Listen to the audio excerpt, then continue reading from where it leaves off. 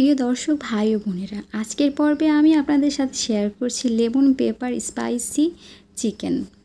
এটা বানানো এতটাই সহজ আর খেতে এতটাই অথেন্টিক, যতক্ষণ পর্যন্ত আপনি এটা না বানাবেন ততক্ষণ পর্যন্ত কিন্তু বুঝতে পারবেন না।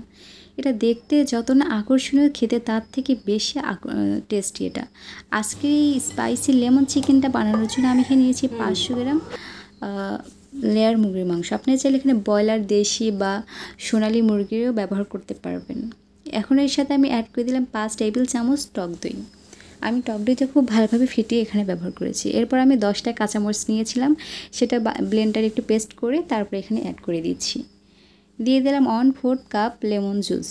আপনারা চাইলে এখানে ভিনেগার ব্যবহার করতে পারবেন যদি লেবুটা হাতের কাছে না থাকে। দিয়ে দিলাম 2 টেবিল চামচ বাদাম বাটা। আমি এখানে কাজু বাদাম আর কাঠবাদাম একসাথে পেস্ট করে নিয়েছিলাম, সেটাই দিয়ে দিলাম। 2 চা চামচের মতো কালো গোলমরিচের গুঁড়ো। এবার সব কিছুক্ষণ এটা মাখিয়ে নিচ্ছি। সব কিছু দিয়ে এটা ভালোভাবে মাখিয়ে নিয়ে তারপর আমি এখানে অ্যাড করে দিব লবণ। লবণটা কিন্তু আগে অ্যাড করবেন না, লবণটা সব শেষে অ্যাড করে দিবেন। আমি এখানে 1 টেবিল চামচ লবণ ব্যবহার করেছি। যখন আপনারা রান্না করবেন, রান্নার সময় কিন্তু লবণটা একটু খেয়াল করে দিবেন, বিকজ আমি এখনই কিন্তু 1 টেবিল চামচ লবণ ব্যবহার করে দিয়েছি। এবার আমি এটা ঢাকনা দিয়ে ঢেকে রেস্টে রেখে দেব 2 ঘন্টার জন্য। আপনাদের হাতে যদি সময় না থাকে আপনারা চাইলে 1 ঘন্টাও রাখতে পারবেন। 2 ঘন্টা পরে আমি এটা আরও কিছুটা সময় দিয়ে মাখিয়ে নিচ্ছি। নেড়েচেড়ে এটা 2 থেকে 3 মিনিটের মতো মাখিয়ে নিব, তাহলে যে মশলাগুলো আছে সেটা আরেকটু ভালোভাবে এর মধ্যে ঢুকে যাবে। এরপর চুলায় একটা কড়াই বসিয়ে দিলাম, তার মধ্যে আমি দিয়ে দিলাম আধা কাপ সরিষার তেল। আপনারা চাইলে এখানে সাদা তেলটা ব্যবহার করতে পারবেন। এরপর আমি এখানে অ্যাড করে দিয়েছি কিছু গোটা মশলা। 3টা তেজপাতা, 6টা দিয়ে দিয়েছি আমি সাদা এলাচ। তারপরে জিরে দিয়ে দিয়েছি আধা চা চামচের মতো, দারুচিনি দিয়েছি 2টা, আরও দিয়েছি একটা কালো এলাচ। এরপর আমি দিয়েছি কয়েকটা লং দিয়েছিলাম এখানে দিলাম। এরপর 1 কাপ পেঁয়াজ কুচি। এবার সমস্ত কিছু 2 থেকে 3 মিনিট মতো ভেজে নিয়ে তারপর আমি এখানে অ্যাড করে দিচ্ছি পেস্ট। এখানে আমি 1 চা চামচ করে সব কিছু পেস্ট ব্যবহার করেছি, যেমন আদা পেস্ট, রসুন পেস্ট আর জিরা পেস্ট এখানে ব্যবহার করেছি 1 চা চামচ করে। যেহেতু আমি এখানে 500 গ্রাম মুরগির মাংস ব্যবহার করেছি, এরপরে কিন্তু আমি এখানে আরও গুঁড়ো মশলা অ্যাড করব।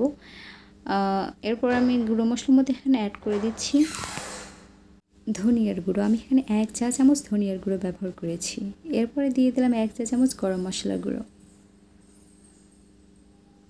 2 থেকে 3 মিনিট মতো এটা নেড়েচেড়ে ভেজে নিচ্ছি। এরপর আমি এখানে অ্যাড করে দিলাম 1 কাপ লিকুইড দুধ।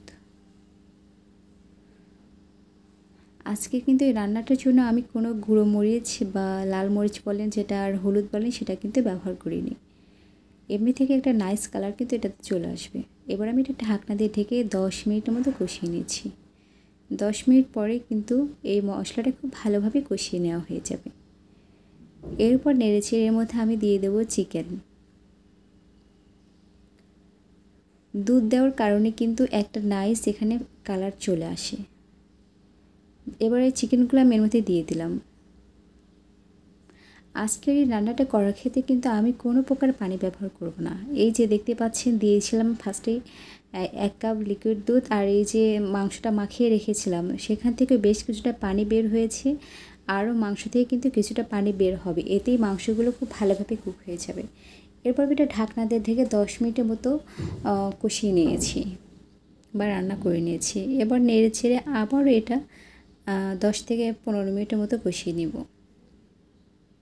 মাংসগুলো কিন্তু এই 10 মিনিটে প্রায় সিদ্ধ হয়ে গিয়েছে, বিকজ আমি 2 ঘন্টা ম্যারিনেট করে রেখেছিলাম।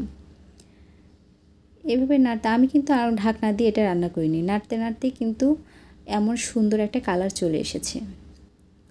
এই মাংসটা রান্না করতে আমার মোটমাট সময় লেগেছে 2 ঘন্টা ম্যারিনেট করা সহ, আরও রান্না করতে আমি এখানে 40 মিনিটের সময় ব্যবহার করেছি।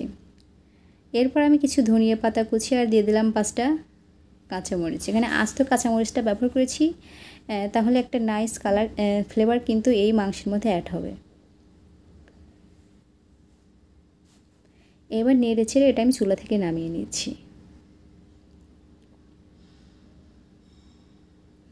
এই মাংস রান্নাটা এতটাই বেশি টেস্টি হয়েছিল যে আসলে আপনি বুঝতে পারবেন এটা রেস্টুরেন্ট থেকে আপনি নিয়ে এসেছেন নাকি বাসাতেই রান্না করেছেন। হালকা টক মিষ্টি ঝাল এই রান্নাটা এতটাই বেশি টেস্টি, আপনি ভাত পোলাও বিরিয়ানি খিচুড়ি রুটি পরোটা যার সাথেই মন চান না কেন তার সাথেই খেতে পারবেন। এরপর পরিবেশনের জন্য আমি দিয়ে দিলাম রাউন্ড করে কাটা লেবুর স্লাইস, সাথে উপর দিয়ে ধনিয়া পাতা কিছু ছড়িয়ে দিচ্ছি দেখতে আরও আকর্ষণীয় করার জন্য।